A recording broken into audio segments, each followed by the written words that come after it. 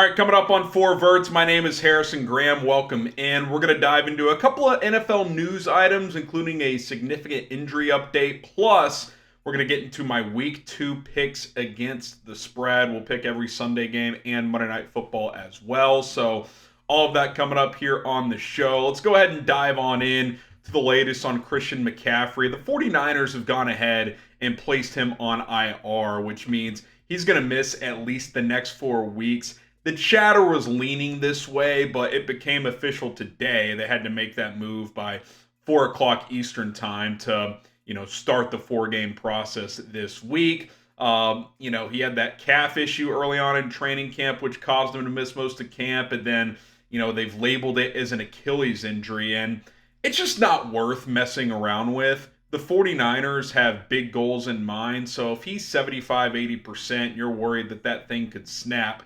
Shut him down, let him rest for a few weeks, try to rehab him, and then hopefully when the 4 games are up, he is back, ready to go, and can push for the final 3 months and ultimately a deep playoff run, which is what the 49ers are playing for. Jordan Mason looked really good in his absence last week. He will be the starter in the meantime. Obviously, this is a hit in the short term for San Francisco, but let's say he only misses the 4 games, even if they were to just go like 2-2, which I think they'll be better than that. I think that's more than worthwhile to just shut him down for now. You read Achilles on the injury report, you're like, I don't know, man. That's a little bit of a scary proposition. So I think this is the right move for San Francisco. I think they'll be fine, and hopefully he gets fine over the next few weeks. I wanted to get into some comments that Ja'Marr Chase made a couple of days ago as the Chiefs host the Bengals on Sunday. I'll make my official pick on that game as well coming up here in a little bit. And it just came off a little tone deaf to me, or maybe a little delusional. Look, I don't mind when athletes have supreme confidence, but when Ja'Marr Chase, who by the way has pretty much, he skipped all of training camp essentially, wants a new deal, hasn't gotten one, didn't do much of anything in week 1. We didn't even know if he was going to play. They lose to the Patriots, who are terrible. And then he goes out there and says, we're the team to beat in the AFC. We know it, and we got to play like it too. So he's saying, yeah, we obviously got to play like it. But he also said before that part of the quote, everybody knows it. It's like, do they? Like, I don't think everybody thinks you're the team to beat in the AFC right now. Obviously, the Bengals, when healthy, have been a very successful team with Joe Burrow. But let's be real. The Bengals are 3 years removed from their Super Bowl run. Lost in the AFC Championship to Kansas City the next year. The Chiefs went on to win that Super Bowl. Last year, we're hovering around 500. Then Joe Burrow gets hurt. They miss the playoffs. Chiefs win another Super Bowl. Then you go out and lose to the Patriots. The Chiefs beat the Ravens to start the season. Yet you're the team to beat in the AFC. I'm all for being confident and even a little trash talk here and there. I've enjoyed that about this rivalry. But how come the team that hasn't had nearly as much success is the one that tends to talk more? Obviously, they've had some good results against Kansas City. Joe Burrow's 3-1 against Patrick Mahomes. Like, there's something to be said for that. But I guarantee you, Joe Burrow would trade the Chiefs and Mahomes' Super Bowl winning success over what Cincinnati has accomplished, which has been a nice little run here. But when you're comparing the two teams, it is not even close. Like, the Chiefs could lose this game by 4 touchdowns, and come playoff time, they're still going to be the team to beat. So I'm all for being confident, and I'm all for expecting to win, and they should have that mindset and go out there and expect to win and to bounce back. But everyone knows you're the team to beat. I don't think everybody knows you're the team to beat right now. I think Cincinnati actually has a lot of question marks. I'm concerned about Burrow's wrist. We'll see. We'll see if Cincinnati shows up and plays well in this game. Again, I'll make my official pick later. But I kind of thought it was like, okay, there's trash talk, and then there's like, okay, you're kind of losing me here. You kind of lost me with that comment, especially coming off a 10-point performance against the Patriots. I don't know, man. That kind of falls on deaf ears, if you ask me. All right, before we get to my Week 2 picks, help us out. Four Verts is less than 20 subscribers away from 2,500 here on the channel. We launched like 6 weeks ago. We're growing like crazy thanks to all of you who have subscribed. If you haven't, maybe this is your first time watching. We publish daily NFL and some college football content for free here on this channel, hosted by yours truly. So if you want to support us, show us some love, subscribe today. Let's cross 2,500 subscribers and keep this train rolling. All right, so week one, I predicted every single game except for the Thursday and Friday game against the spread. 7-6-1, it's a pretty good week. If you're 500 or better against the spread, that's a pretty good result for those of you who are familiar with gambling out there. And let's see if I can go above 500 and make a little more money this week. Saints at Cowboys. I think this is a pretty good one. You know, New Orleans' offense looks much improved with Clint Kubiak. It's one game against the Panthers, but it at least looks competent. Dallas took care of business against the Browns.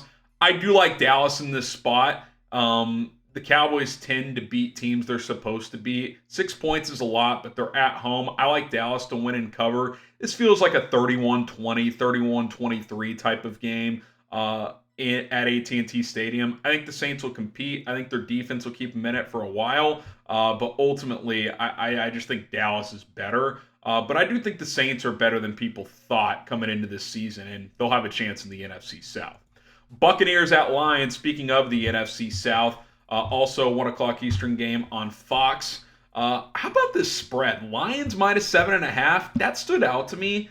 Like, I think we got to give Baker Mayfield a little more credit here. He's been pretty good for a season and change now for Tampa. And by the way, last year in a playoff game in Detroit, they hung in that game for a while. More than a touchdown, especially you had the little hook there, the half point. I like the Bucs to cover here. I think Detroit will win the game. I think they're better. They have a little more firepower. I think Jamison Williams gives them a new dimension offensively, but I don't think this is a blowout game. I think Tampa will compete, and I think it will be close. Colts at Packers. This is my hammer of the week. I love the Colts to win and to cover here. Jordan Love just got downgraded to doubtful. He's not going to play, barring a miracle. It's going to be Malik Willis, who's been in Green Bay for 2.5 weeks. Definitely does not know the full playbook. Sean Clifford elevated from the practice squad as the backup. I like the Colts in this spot. If Matt LaFleur wins this game with Malik Willis putting up north of 20 points, I'll consider him an even better coach than I already do. And I'm a big LaFleur guy.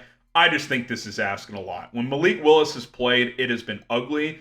And let's face it, regardless of the level of quarterback, there's no way he has a full understanding of the playbook. He just hasn't been there long enough. So Colts only 3-point favorites here. I get it's on the road.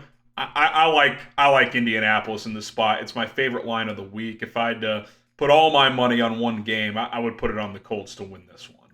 Jets at Titans. This would be up there as well. Jets minus 3.5. I watched Will Levis play the entire game last week. It was a disaster, especially in the second half for Tennessee. Now, Tennessee's defensive line is legit. Jeffrey Simmons, Tavondre Sweat as a rookie looks good. They've got L'Jarius Sneed. I think their defense will make some plays, but I just refuse to believe the Jets will lose this game and Aaron Rodgers will fall to 0-2. This is a must-win for New York. I think they get it, and I think they cover pretty easily. I think they win this one going away. 49ers at Vikings. This is kind of an interesting one. Obviously, McCaffrey on IR. I'm going to pick the Niners to win, although I thought about placing a little money line action on Minnesota. I think it's a decent value play. But obviously the Niners know Sam Darnold well, having him on their roster last year. I think Jordan Mason keeps San Francisco balanced enough. I also think Brandon Ayuk bounces back. Had a couple of bad drops last week. Didn't matter because the Niners blew out the Jets, but they'll need him this week. I think the Niners win, but I do think the Vikings cover. I like a Minnesota cover here, 24-20, something like that. I think the Vikings defense will make some plays. They'll keep them in it, but San Francisco ultimately wins the game. Seahawks at Patriots, cross-country flight. Those are always dicey. New England coming off an impressive win in Cincinnati. This feels like a correction week, though. I like Seattle in this spot. Only a field goal favorite. Their roster is just far superior. I think Mike McDonald could put Jacoby Brissett in a blender in this game. I wouldn't be shocked if this was a blowout. Maybe New England's defense keeps it close, but either way, I think Seattle wins and covers the 3. Really like this play as well. Even though it's a cross-country flight, it's early in the season. I don't think it's as significant. than if it were week 12 or something like that. Seattle wins going away. Giants at Commanders. The loser of this game in big trouble, definitely in the conversation to have a top pick early on in the year. Giants look terrible at home against Minnesota. Maybe getting out of their home building will be good for Daniel Jones. I still don't see it. Jaden Daniels at least made some plays last week. I like the Commanders only getting 1.5 at home here. Lay the points. Commanders win. And I think the heat really ramps up on Brian Daboll and Joe Shane in New York, and obviously Daniel Jones. If the Giants lose and it's ugly, I would expect Brian Daboll to bench Daniel Jones going into week 3. Something to keep an eye on here. I like Washington. Chargers at the Panthers, 1 o'clock CBS. Chargers -5. Look, call me harsh. As long as these spreads against Carolina are, within 5-6 points, I'm hammering their opponent. I mean, they just gave up 47 points to New Orleans in a season opener. That's about as bad as it gets. I'm going to go Chargers here. I think their defense will suffocate Bryce Young, who looked bad in the opener. I think they'll be able to run the football. Justin Herbert makes enough plays. They cover the 5 easy. Browns at Jags. Loser of this game in trouble as well. Couple of teams under pressure. Deshaun Watson, the pressure couldn't be higher. Trevor Lawrence just got paid. He's got to play better too and finish these games off. I'm going to lean Jacksonville in this spot. Doug Peterson really could use a win here. And if Deshaun shits the bed again, I don't know what you do if you're Cleveland, considering the money at stake here with Deshaun Watson's contract. But I think that thing's going to get ugly and going to get ugly fast. I like the Jags to win and cover at home. Raiders at Ravens. Ravens -8.5.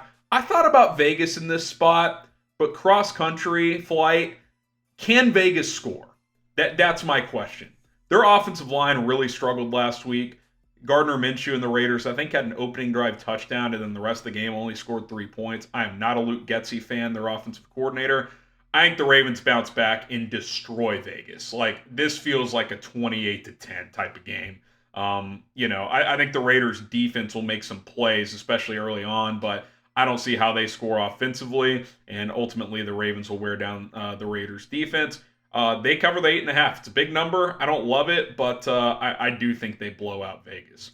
Rams at Cardinals, basically a pick 'em. Cardinals getting a point at home. I like the Rams to win outright. I get it. They're beat up, but Arizona's young in a lot of key spots. Marvin Harrison Jr. had just 1 catch in the opener.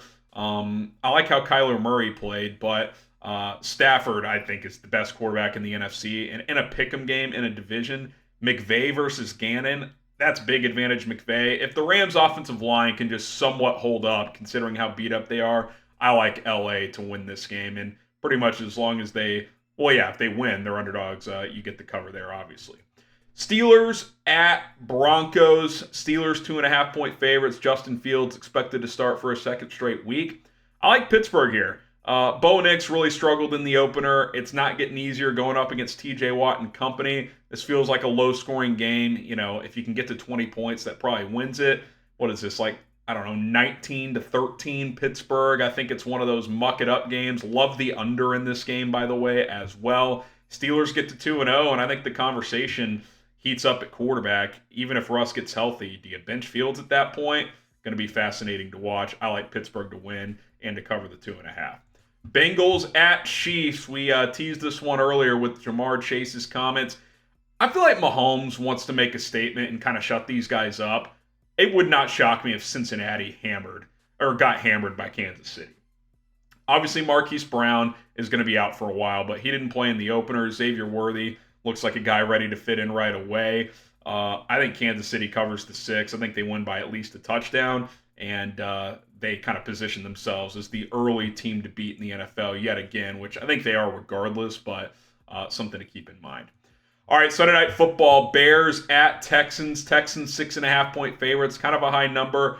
I like Houston here. Chicago's offense really struggled in the opener. I think Caleb Williams and company will play better. I'm just a big believer in what Houston's doing right now. They feel like the biggest threat to the Chiefs early on in the AFC.